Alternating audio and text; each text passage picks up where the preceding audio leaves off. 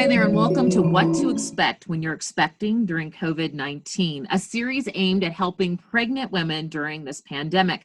Joining me is board-certified OBGYN, author, and health guru, Dr. Eboni January. Now, Dr. January, I'm going to just jump right in and ask some questions here. So we know that expectant mothers are scared. They're wondering if they contract the coronavirus from COVID-19, will it impact their unborn baby? Right. Yeah, so the thing is, women, what we know is how pregnant women behave in pregnancy with regards to other viruses, right? So that's what we're going off of, because there has not been a lot of cases in pregnancy so far, but what we can do is extrapolate and say, how has the pregnant woman behaved with regards to the flu virus and other viruses? So what we do know is that there is a shift in the cell-mediated response to infection in pregnancy. We do know there are so many different physiological changes in pregnancy with regards to even lung capacity, right? So our diaphragm can't expand the way it typically could when we're not pregnant and not have a big belly in front of us. So with that being said, what needs to happen when you fight off lung infections is things need to expand and relax.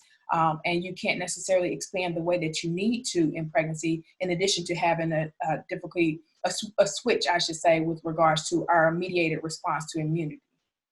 So it almost sounds like, the regular side effects that happen with pregnancy, like shortness of breath, are almost symptoms of COVID-19 coronavirus, which could worry us.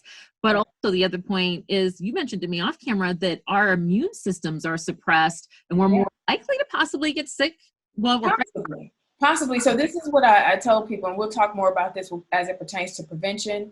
But in general, pregnant women they can't fight off viruses the way that normal people can. So that doesn't mean that it's more prone to COVID-19, but we know that we're more prone to infection. And when you're more prone to infection, you're more likely to get other things when you have underlying issues. Because, we keep talking about, everyone's talking about the people who are getting sick have comorbidities. Well, a comorbidity could be another infection that you got, depressing your immune systems, that make you more susceptible to COVID-19. So what types of measures do you recommend that women who are expecting take to limit their chances of contracting the virus? Typical precautions that we say of everything else. Pregnant women are an at-risk group. So what that means is that you can't go out and about. You don't want people bringing stuff back to you. So if you're a significant other, the one thing, being a physician, I am in the hospital. So if I were going to see my grandmother or my mom who have underlying health conditions, I have to keep in mind that I may potentially be bringing something back to them, and they can't fight things off the way that I may potentially fight things off. Same thing with pregnant women. They have to be mindful of the people who may be bringing things back to them. Whether now, kids are not in daycare, but even if, let's say if they were in daycare or go to someone's house to give the mom a break, you have to be mindful of what you don't see and things that are being brought back to you. So hand washing all the time. I say every 20 minutes, wiping off metal surfaces, definitely, because we know that the virus does linger on surfaces for some time. They're saying up to 9 days. In some cases, it's even been seen in the bloodstream,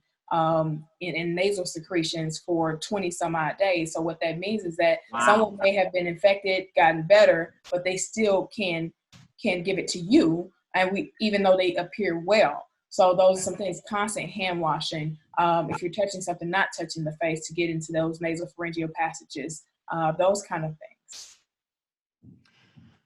Well, you mentioned the doctor's office visits and visiting the OBGYN and doing all those prenatal checkups that are important. So we're actually going to revisit that in one of our next episodes coming up, so that our viewers will know what to expect, because we know it's important that you keep going to those prenatal visits and things like that. And then we'll also start exploring, like, what do we need to know about delivering during a pandemic? Yes.